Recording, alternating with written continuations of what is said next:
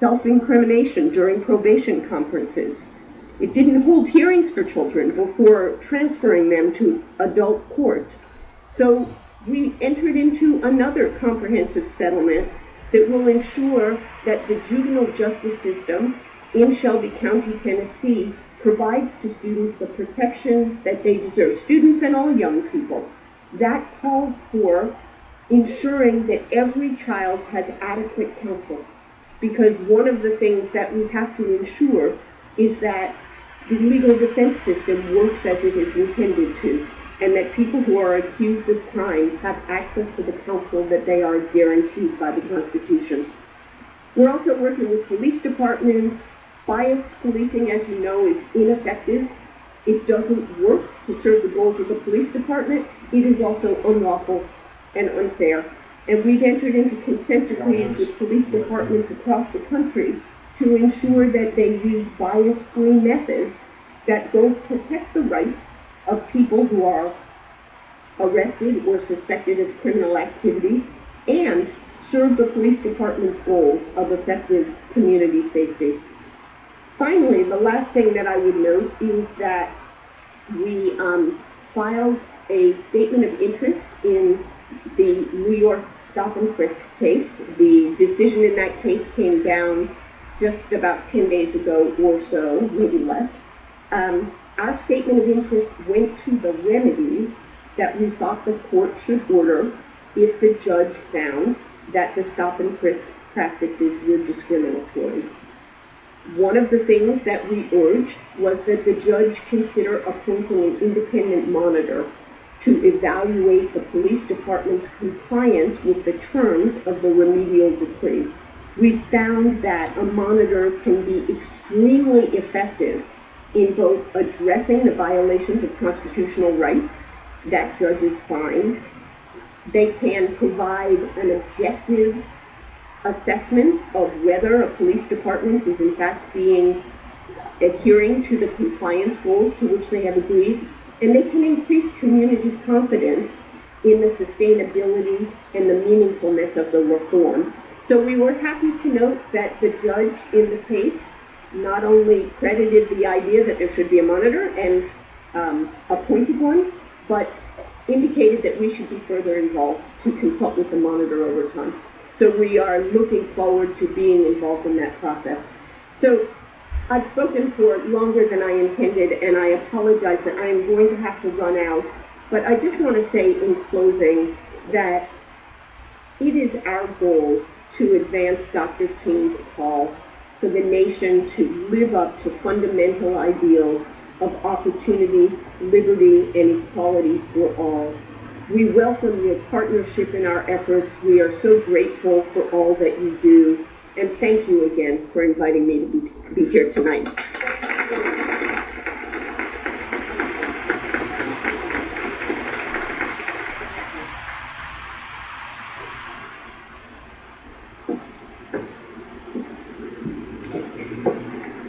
As everyone has probably observed, we have a very special guest in the audience with us today to participate on this panel. I am so delighted.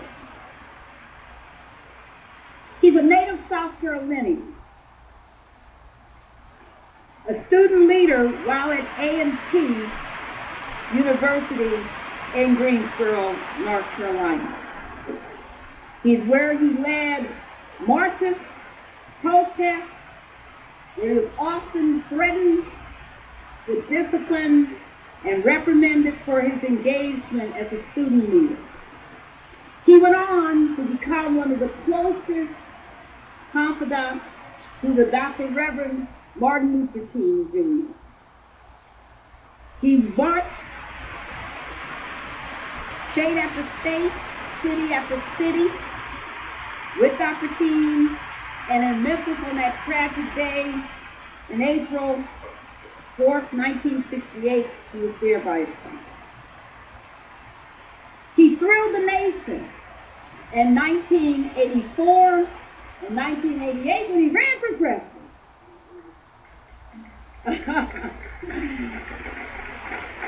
He is an international force to be reckoned with. a counselor to presidents, a counselor to prime ministers, a counselor to national leaders, internationally, globally. He freed prisoners, the Iranian hostages. He freed in 2012 prisoners in Africa facing the death penalty. He has been a confidant to President Clinton. He's a voice for the voiceless. He is a hero for our time. I introduce to you and call upon to make special remarks the Reverend Jesse Louis Jackson.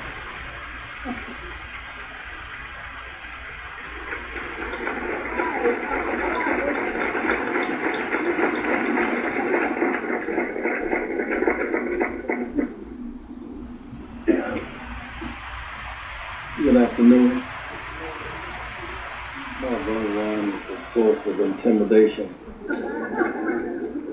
and a force for good. And in today's world, we seek voices that matter, who issue the clarion call, who operate without a sense of fear and corrupt politics. She stands out, makes all of us feel better about ourselves and about the profession. Give Bob a big hand, please.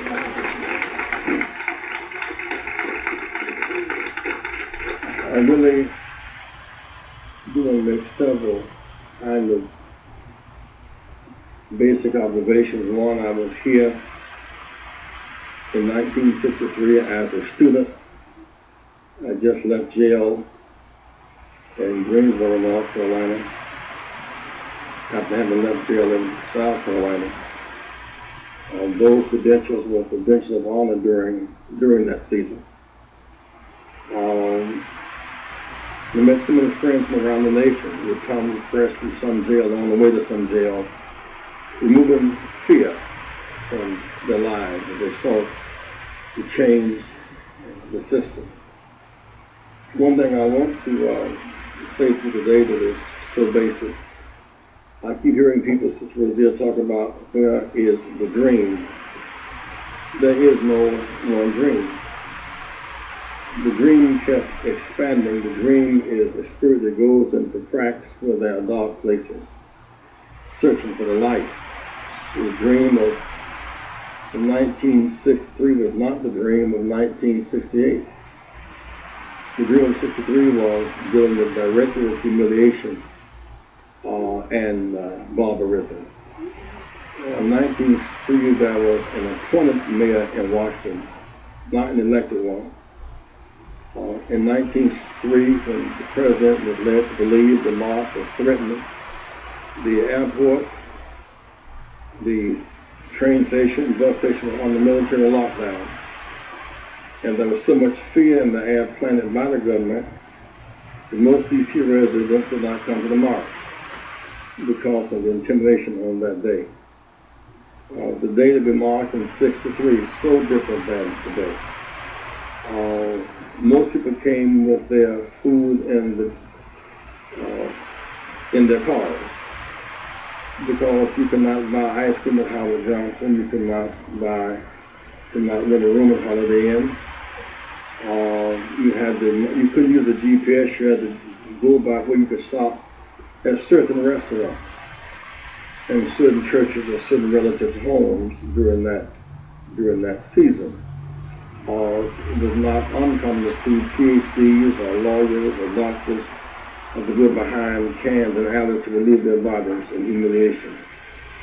During that day, African-American soldiers had to sit behind Nazi POWs in American military bases.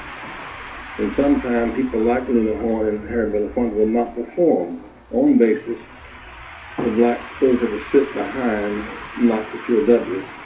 We laughed at them for fighting for a country that did not have the many rights as they had. The day he gave that speech, I can not forget coming a few minutes ago, watching a couple of women sit in the park, just talking casually to each other. It was illegal to sit in the park in downtown. We could not sit in the park. We could not sit in the food. All those are fights that we won. We cannot use the roller rink there were no black jurors in the South, because there were no black voters, and jurors come from voters and no elected officials. And so he thought the king spoke about one day his full children be judged by content of character, not color. And it was in real time because we could not go to the zoo. Most of us could go to zoos only on special days, unless they had something else to do that day, and then it was canceled. So his children could not go to Stone Mountain, Georgia theme park. So that speech, what part of it made it resonate, was it was in real time. It was not at all abstract. I argue so often, it was not the dream speech. It was the broken promise speech. The dream was the liberative poetic climax of creative imagination. He said for 100 years after 246 years of slavery, 100 years ago, Mr. Lincoln, I stand in your shadows, you promised. But the Emancipation Proclamation, we got the proclamation, but not the emancipation. Listen to Congress, 13th, 14th, 15th Amendments, you promised. And yet here we are today with this promissory note, balance check mark, and sufficient funds. That transition, therefore I dream of a day, the broken promise of the honor. And that remains a focus on the dream because there's no budget attached to dreams. There's a budget attached to the broken promises. They remain broken today. And I would hope that, unfortunately, James Earl Ray killed the marcher. But we must not, with syrupy commercialism, kill the martyr. He was a cutting edge leader. So the dream in 63 was the end barbarism. The dream in 64 was a public accommodation bill. The dream in 65 was the right to vote. And we did not understand enough about it to deal with the schemes by which people undermined the vote. It took us 25 years to get past gerrymandering, annexation, at-large, road purging schemes. And lest we forget, for those who see it as a black issue, blacks could not vote. There was no white woman in the Supreme Court in 1965. Blacks had the right to vote in 65, white women the right to serve in juries in much of the South in 67. 18 years got the right to vote in 1970, those serving in Vietnam. There was an emphasis for giving them the right to vote.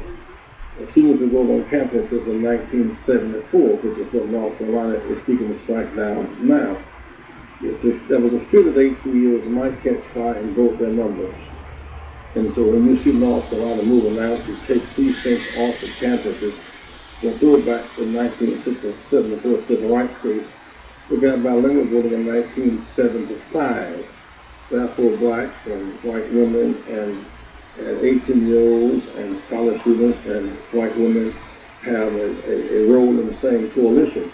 Think about politics today minus that element of people. When you think about politics today minus the black vote, minus the Latino vote, minus the freedom of women, minus the 18-year vote, and minus the access to campuses, that would be a very different America. And that's America that's not under attack. I would say lastly on this, Barbara, that I'm concerned that we make the right appeals to presidents. One of them is that we have sufficient motivation to start becoming. We need a public policy declaration. The Voting Rights Act reserves if it is illegal, if there's an amendment for the right to bear arms, there should be an amendment for the right to vote. The right to vote can no longer be limited to various schemes in various states. We reserve the constitutional right to vote. There may be some stops between here and there, but we should not be doing less than what we need the constitutional right to vote. We need to revive the war on poverty. With all that activity of attorney talks are stirred up around the Trayvon Martin case, lest we forget, last year 136 blacks were shot and killed unarmed by police or by security guards or by vigil officers, 130 sick. Just Trayvon with the kind of perfect storm in injustices and took off.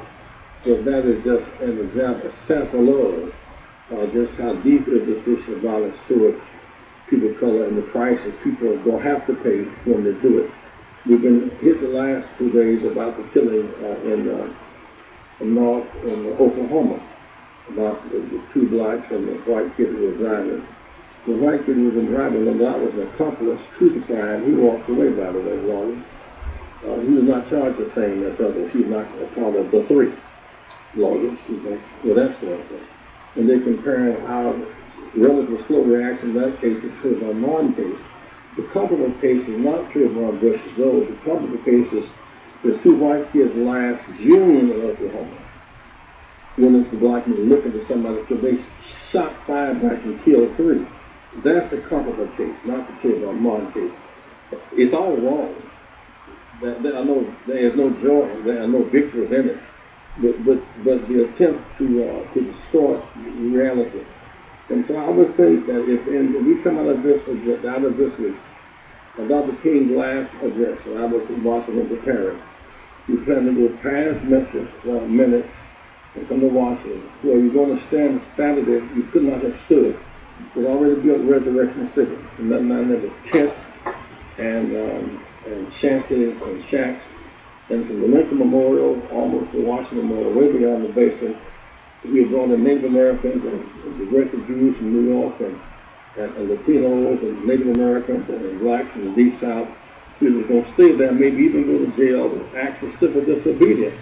When people address the issue of shifting the war budget from the war on poverty, war on Vietnam, back to the war on poverty. He felt the budget was a moral document. So we must honor the economic liberated tradition of Dr. King in these protests this week. I cannot help but think that in New York, there are 31 cities, Robert does the research, 31 cities where unemployment, jobless black males, 40% or more. 6 is 50% or more. 6, New York is one of those 6. 50% or more black male jobless. So stop and frisk should be stop and employ. Stop a car and say, if you have a job, sir, you have health care, sir, you have a chance to go to school, sir, you have a trade skill, sir, not stop and frisk, stop and employ. It seems to be rational. But in all the discussion about, I've watched the so-called liberal and conservative argument, you never bring up what we need to have 50% of employment. Poverty is a factor, I think, in this equation. So I want to thank you, Barbara, for doing this session and all that you do. And tomorrow we're having another major session. Barbara talked about we're having a session on sports and the voting rights and poverty tomorrow at the Grand Hyatt starting at 2 o'clock. Please try to make that session tomorrow. We must accept responsibility to not dismiss our children who are athletes as dumb jocks and take what they do for granted. We fought so hard for them to get the chance to do what they do. I cannot help but think about the role of Jack Johnson. While it's reduced to caricature about his social life, when Jack Johnson thought it was illegal for blacks to look at them changing mannequins on Sunday in stores. The fact he married a white woman took the culture head on. The fact that he hit a white man and beat him created riots around the country. He was a fundamental breakthrough force as the Samson of his time. He's buried in Chicago. We intend to honor him in his grave and seek his pardon because of all he meant to the country and to the race, and what he means to justice. So, Barbara, for you and our fellow panelists, thank you so very much. Thank you.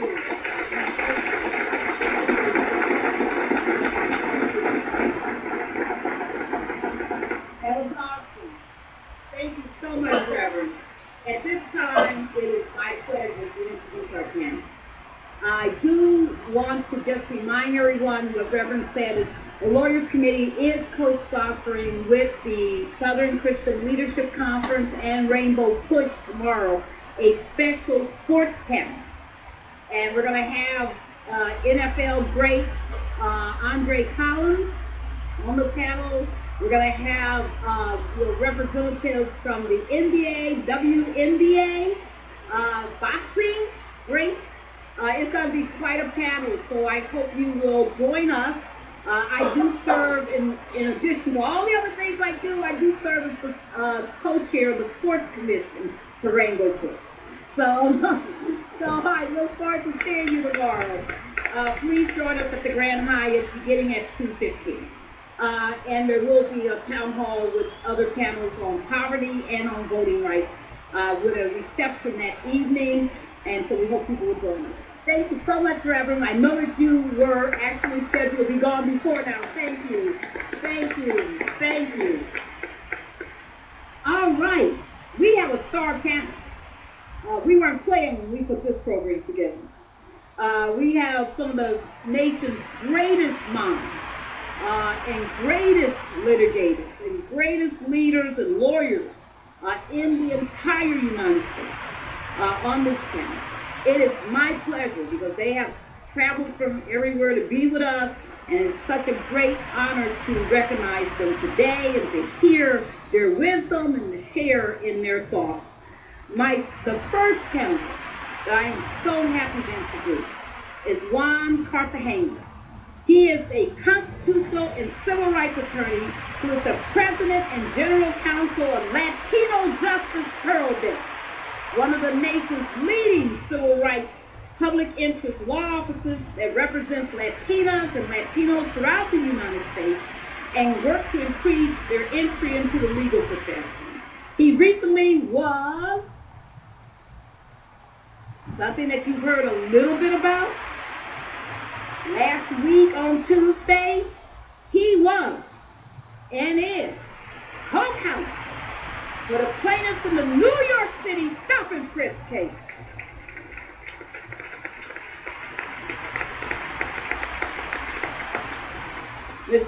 He is also a former municipal court judge in Hoboken, New York, and currently lectures on constitutional and civil rights law at Rutgers University in New Brunswick.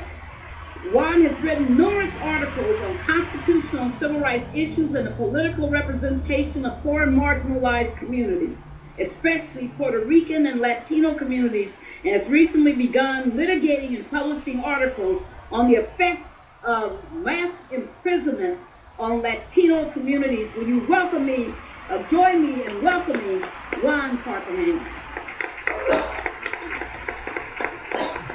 Not to be outdone, we also have on this panel a woman of tremendous intellectual prowess, one of the former presidents of the National Bar Association.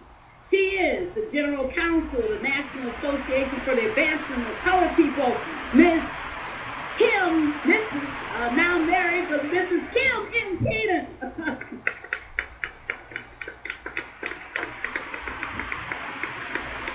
Prior to joining the NAAC, she was the principal of the Keenan firm in Washington, D.C., where her practice is focused on complex medical malpractice litigation, mediation and arbitration, litigation counseling, and public speaking. Prior to that, she served in litigation practices of two nationally recognized, two nationally recognized law firms for more than 18 years, and most important to me is not only is she an incredible confidant, a wonderful sister, she is also a member of the board of the Lawyers Committee for Civil Rights Under Law. Welcome, Kim Keenan. Also on this panel, someone you've seen all over the news,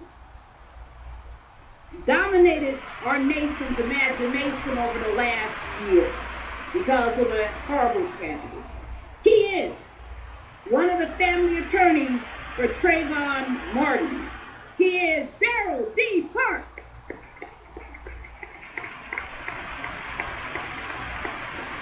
Daryl Park is a partner in the law firm of Parks and Crump, LLC.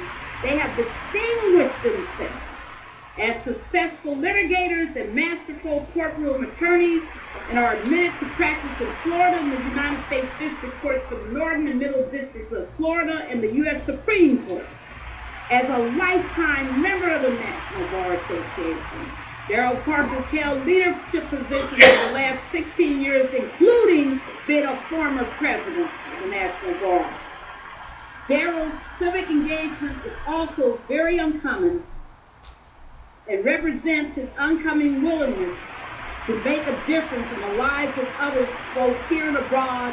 And he has made every lawyer in this country who cares about social justice proud in showing a new form of advocacy about how you can really represent a family, how you really can do this work and make sure that the nation understands the legal implications of the work that's being done and the moral implications. Please join me again in welcoming Darrell D. Parks.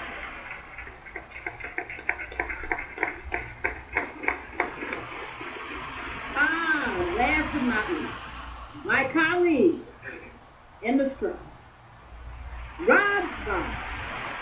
Robert Boggs is the Washington Lawyers Committee's Executive Director, a position he has held, I want everybody to hear this, a position he has held since 1971.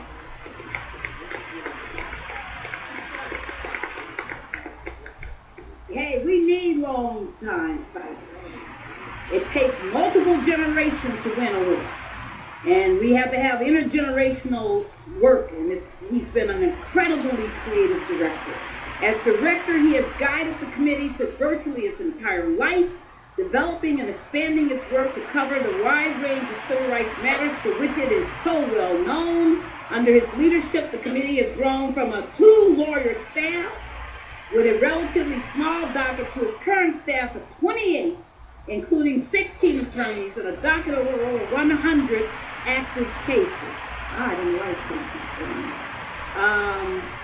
In addition to his work in developing the Lawyers Committee's overall program agenda, Mr. Boggs has served as counsel in dozens of cases, including various areas of civil practice in federal courts, including arguments before several U.S. Circuit Courts and the U.S. Supreme Court.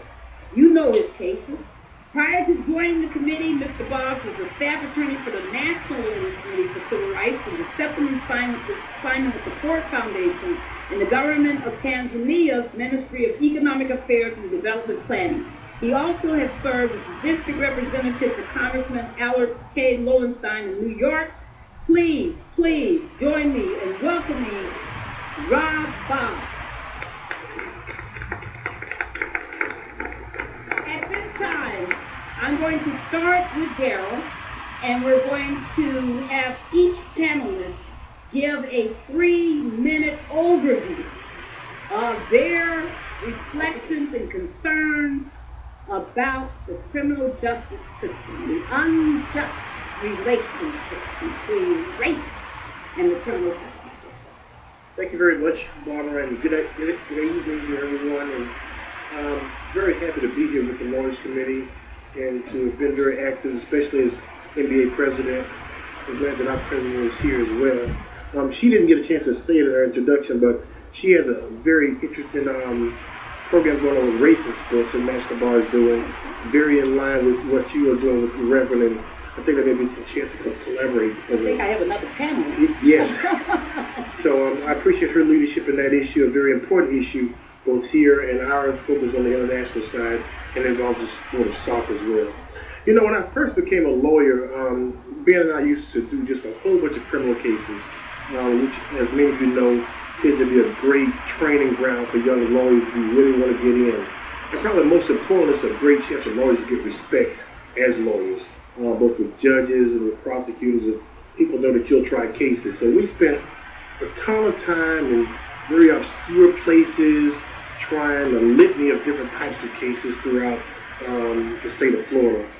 And oftentimes I used to wonder, what would it take to really change our system, President Keenan? And it wasn't until the country was on the brink of going broke, and they started talking about how do we reduce the budget. Then I started to hear a very interesting conversation about we're spending too much money on criminal justice. And it started a very small dialogue on the fact that we're spending too much money.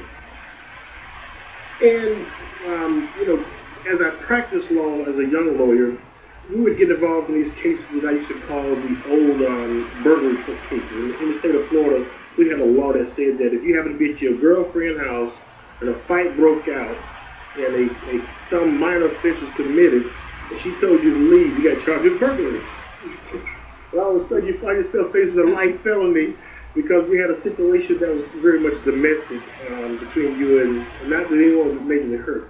And that used to bother me a lot. In fact, as we began to quit doing as much criminal, I used to often have to reflect on that. Well, the great thing about right now is that we've now come to a point of trying to find common sense solutions. I can tell you that I've viewed the problem at three different levels as a practicing lawyer. I see one is the whole issue of race and the criminal justice system at the law enforcement level. Second, I see it at the prosecutor level. And thirdly, I see it as it relates to our judges. And I take it in those different phases. At the law enforcement level, I'm quite often reminded of one time I had a kid that I was mentoring who had found himself in a situation. And I got a call 3 or 4 o'clock in the morning, and I had to run to a police station. And it was the kid, the cop, and me. And so I looked at the cop and said, if he tells you the truth, will you cut him loose? He said, yes, I will. I said, look at the kid and tell him what you know. And he let the kid go. I won't tell you what the offense was. It was a very serious offense. But I reflected on that moment because at that point, I would later learn in my career that if you ever get all these other people involved, that never happens. But if you deal with it right there when you deal with that one officer, you have a great shot. I learned so much that night because I later would learn that when I get in situations, the sooner we can deal with it, the better. And that's why I thought it became so important that we have and advocate for having the right people in law enforcement. Because in so many different situations, we pick our law enforcement up in very arbitrary ways. As I've grown, though, as a lawyer, and had some exposure to some situations involving the FBI, I've really learned that it's even more critical that we have people who are involved in the FBI. And I reflected on a situation where I had a friend of mine who was a sitting chief of police in a southern town. He had been accused of and pled to a minor offense. We would later learn that the witness was with him and she had lied. When the FBI agent goes to speak with her, the first thing that he says, sir, well, if you change your testimony, I'd like to take you to jail. Well, the answer is I'll probably not change it. But I thought it was very interesting because that agent had a chance to do something really good. And it's funny, I was a little bit more involved in the situation because I then went to the person who served with our governor in his general counsel's office and said, you guys have a situation going on. In our state, the governor of Florida has a lot of power as it relates to elected officials and what he can do to discipline or have some influence on their position, including removing them. And I said, y'all know about the situation, yet y'all have not moved on it. And he said, we believe that the guy was probably innocent, but we don't believe that we can go against the sitting prosecutor and sheriff's department. That bothered me because I thought they had a chance to do something really, really good. Well, that just kind of just took me down the whole road of just law enforcement could be so positive and things that you could do. The one thing that I found, though, is that moving to the prosecutor side of things, so often, I don't know how many of y'all are involved at the state level, prosecutors are elected. And one of the issues that I've seen, Barbara, is that most of the people who tend to support prosecutors tend to be conservative people. And I say that as an African-American person who's very active locally in my politics. I would go to fundraisers in my town that's 40% black, that the fundraiser, there'll be no black people but me, or maybe one or two others. That was pretty bothersome to me because that I knew then that the people who were in that room were the person who probably had the greatest influence on that prosecutor, and those were his supporters.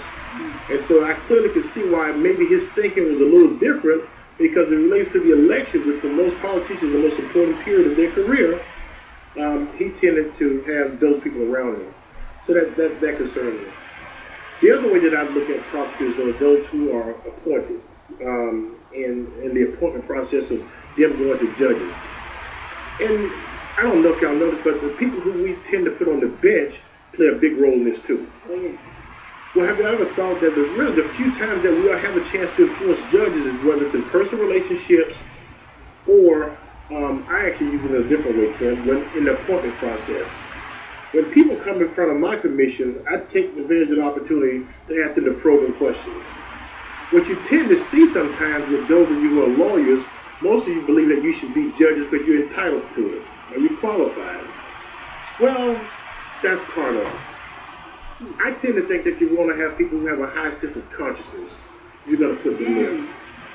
And I actually was, one of our national bar members, a guy named Judge John Steele from Chicago, told me an interesting story one day. And he said, he was serving as an appellate court judge, and he ran across a case that bothered him so bad. Rob, he said that he wasn't leaving work that day until he was sure that person had been released from jail. He was an appellate judge. And I was so moved by Judge Steele's conviction because when I sit as an appellate commissioner and a federal district commissioner in Florida as well, I sometimes didn't think I saw those type of people who felt so compelled about simple justice that they were led by that, more so than believe that they were so qualified to be a judge and that's why they should be appointed. And so I think we ought to use the opportunity to make sure that those people who are going to sit there as judges have a very high sense of consciousness about delivering justice, not just about the fact that it's now time for them to become a judge and they deserve it. And so I think we ought to put that piece of the puzzle in there, because if you tend to put those type of people in the equation on the bench, then you also get a different type of outcome and a different type of effect on our race in the system. Thank you. Thank you. Great.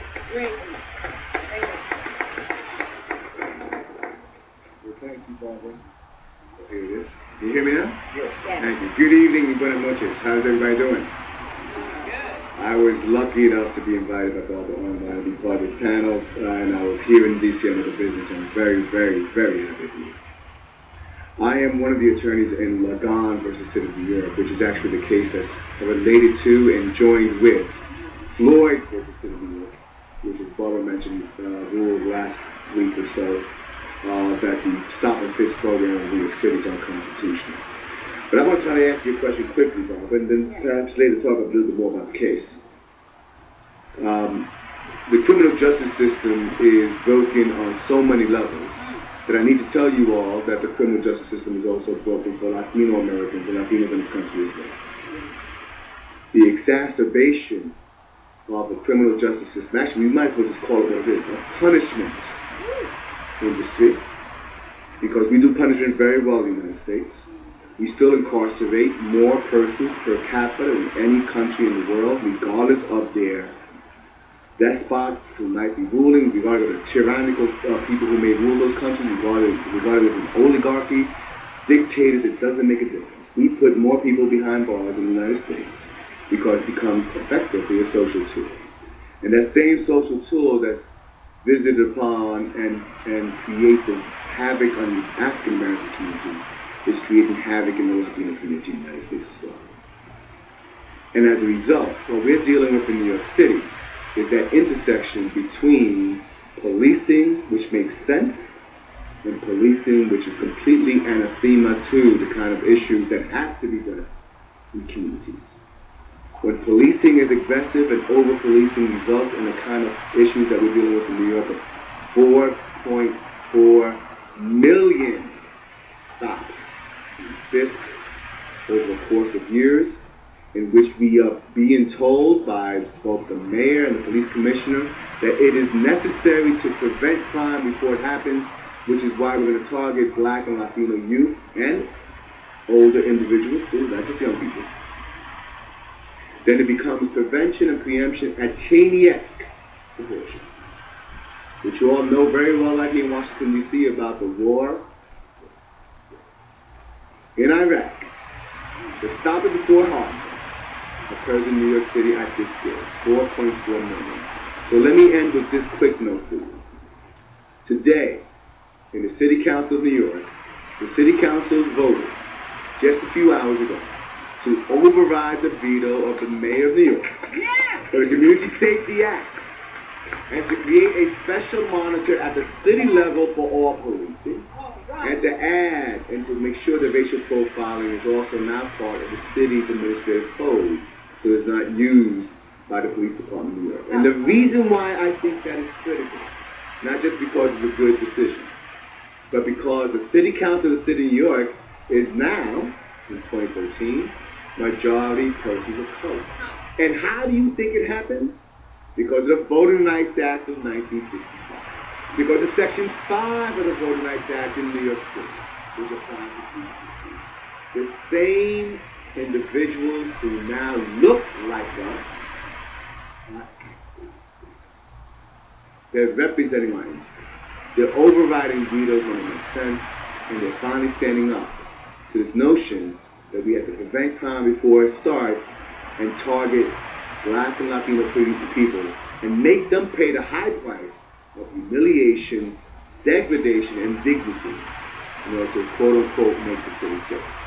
Today, the City Council acted, and it's because of the Voting Rights Act that we're able to do that and flex our muscles in that way. The other thing that happens in a city like New York, as you can imagine everywhere else, is that when you get that the occasional Black or Latino elected official, they act because and start voting because of what they lived.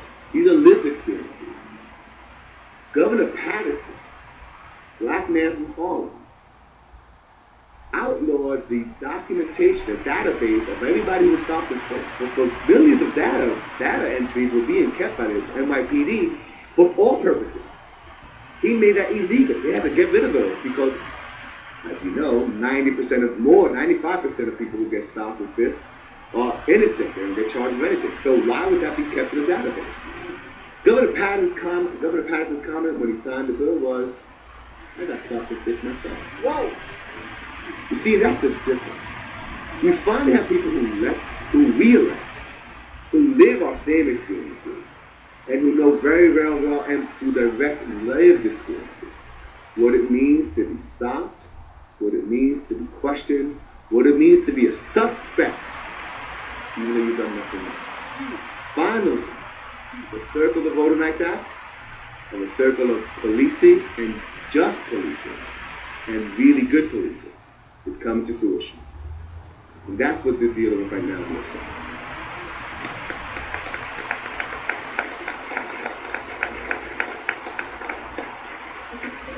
So I want to pick up where you left off, because I do believe we live in this perfect storm right now.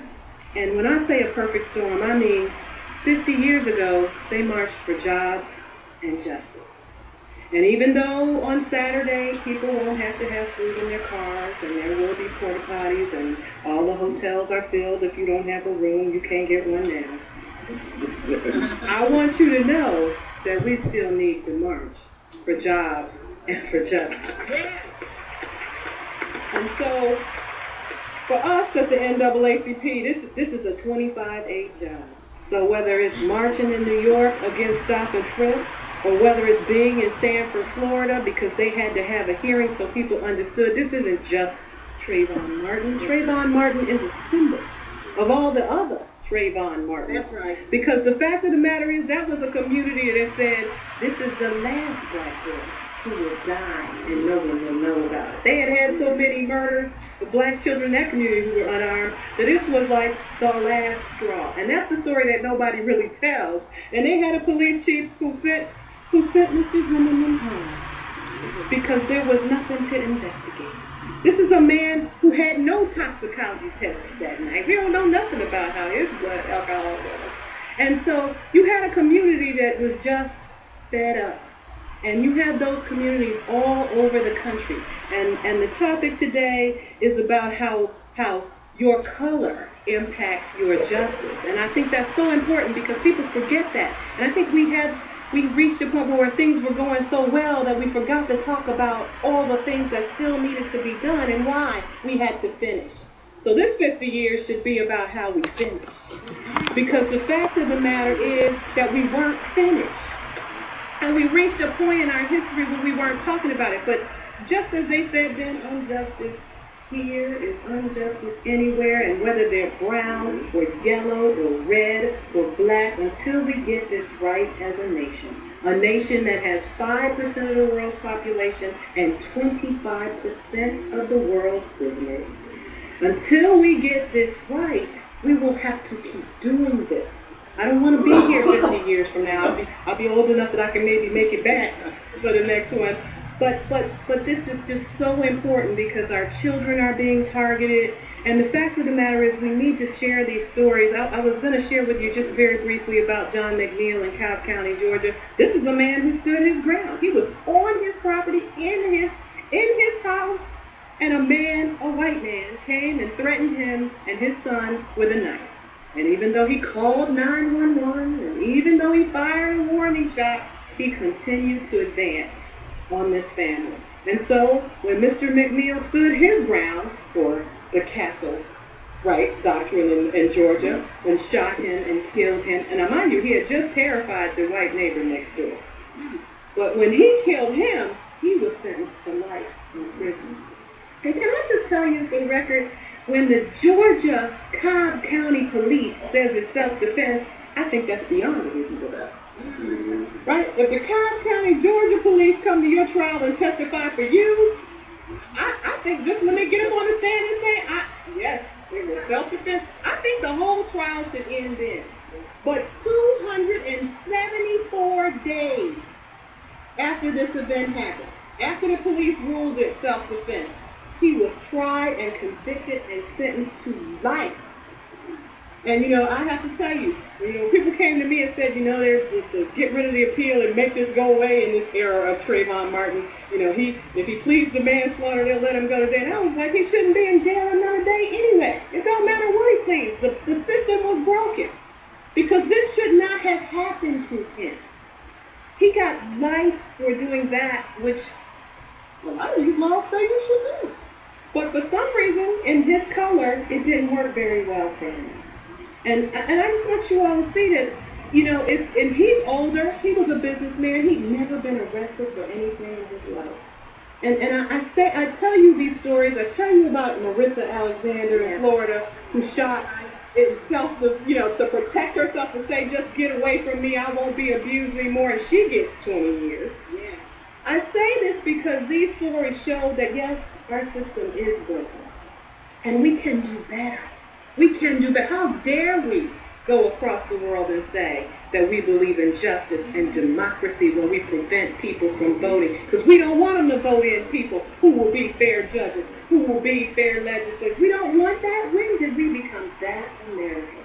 I do not believe that is the America that we are. We need to stand up and let people know that the true patriots want people to be able to go and vote, because that's how we change all of these other things. All right.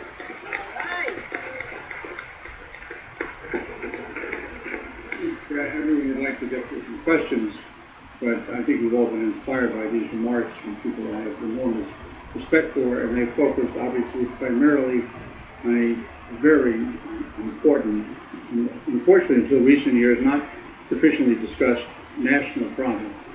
I'd like to bring it back, as Barbara has asked me to the District of Columbia and the Experience of Awareness Committee, in part because it's instructive and teaches some of the same lessons you've heard, and in part because I think today there's a movement afoot in which each of you could play a part if you live here or live in the area and want to help us. First thing to say is that although many people could have understood this, until a few weeks ago when a report was issued that we'd commissioned with the help of 5 distinguished judges, retired and senior judges, and the assistance of Covington Burling, a lot of people did not understand the dimensions of the inequality which the criminal justice system in the district was visiting upon our African American population. For example, many people did not know that despite what many have thought for years, African American adults now make up less than 50% of the population. The white population of folks over 18 is almost 43%. And yet, when you look at arrests in the district, well over 80% of those arrested continue to be African American. People did not understand that 19 of 20 arrests in the District of Columbia were for nonviolent offenses.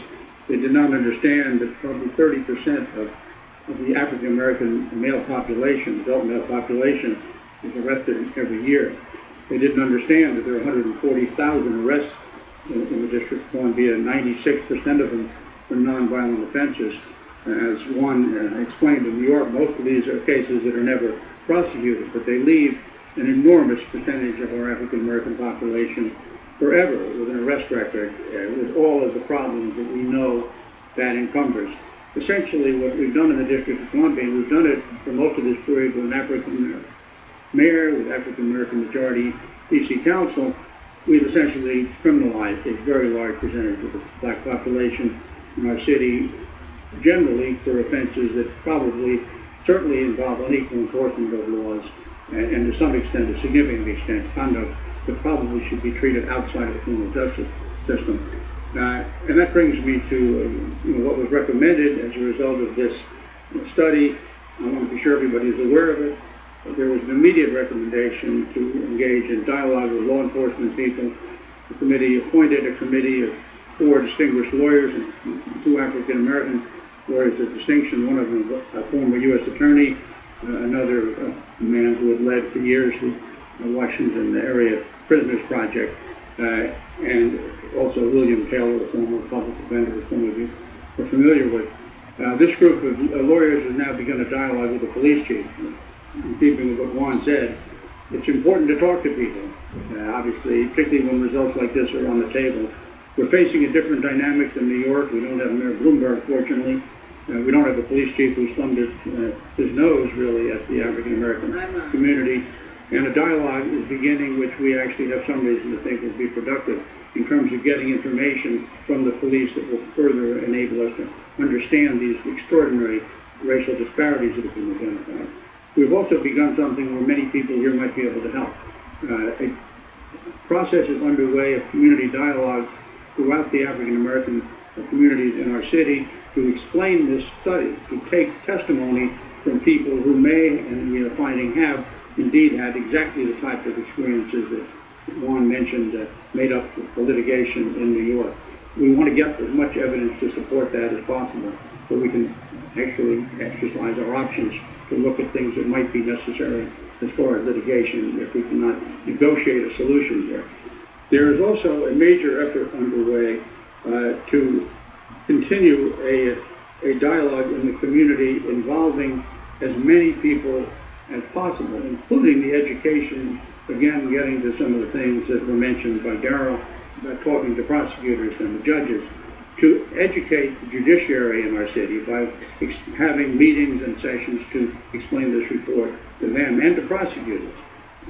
The other thing to point out, the third important recommendation, and one of the most significant findings here, is that a huge percentage of the drug arrests in the city, 90% or more, are of African Americans, generally for simple possession of drugs, which most of us probably would agree probably should be regulated totally outside of the criminal justice system, at least in terms of simple possession is concerned.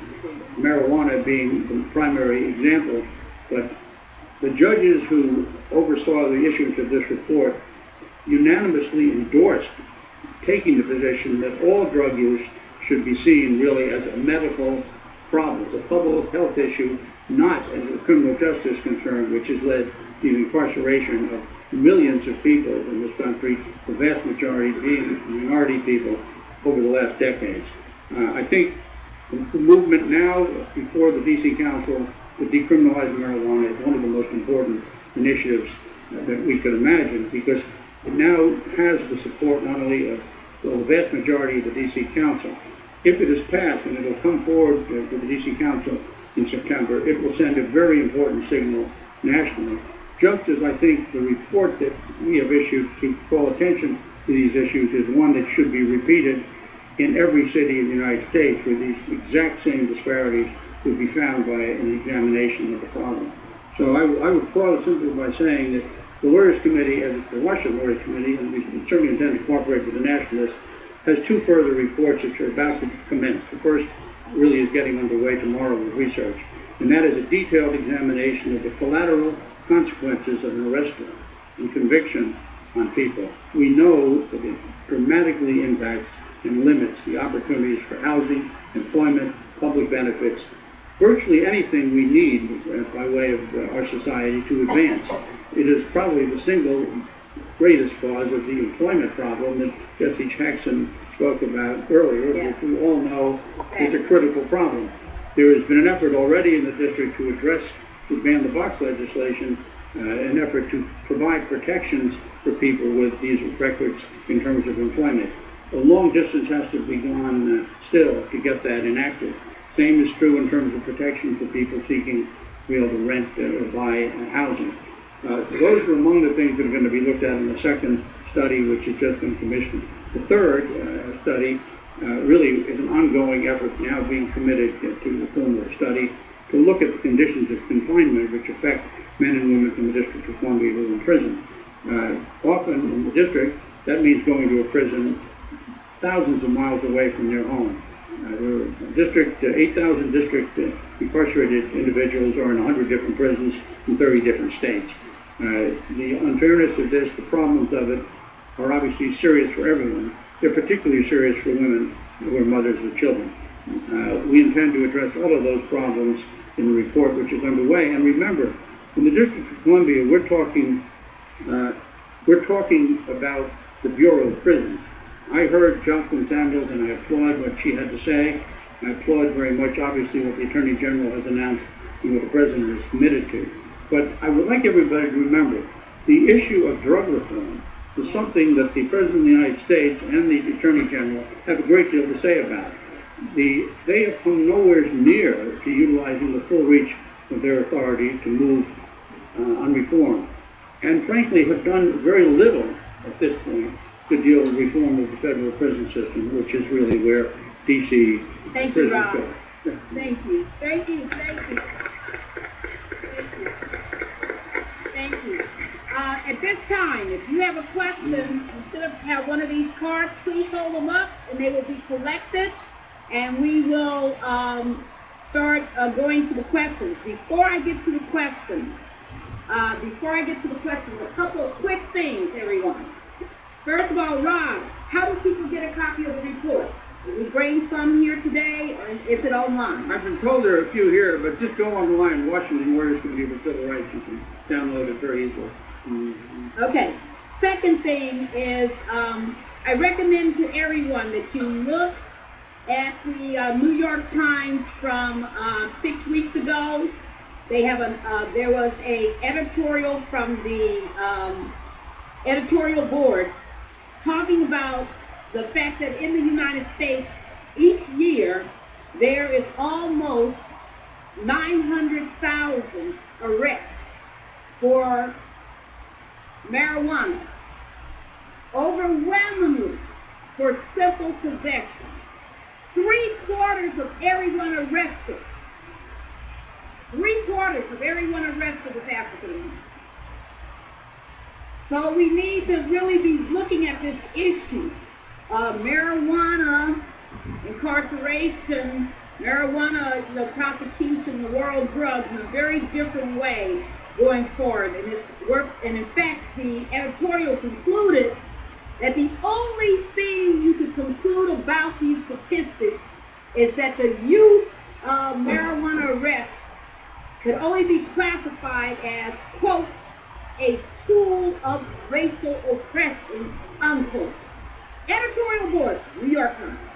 So we need to really be thinking about these issues. Also, let me do one really important thing. We're in a beautiful facility. This has been made possible by our board member from this great law firm of Crowell and Mooring. I want to thank Mr. Andy Liu. I don't know if Andy's still here. He was here earlier. I want to thank Andy Liu. And I want to thank the law firm of Crowell and Mooring for having us here today. I also want to remind everybody we've been talking about the Voting Rights Act over and over again. The Lawyers Committee, this is one of our huge issues. If you want to know how to get involved, how to help out, text voting rights. Text voting rights to 313131. and you will get alerts and other information. Again, text voting rights to 313131. That will get you alerts, and we will be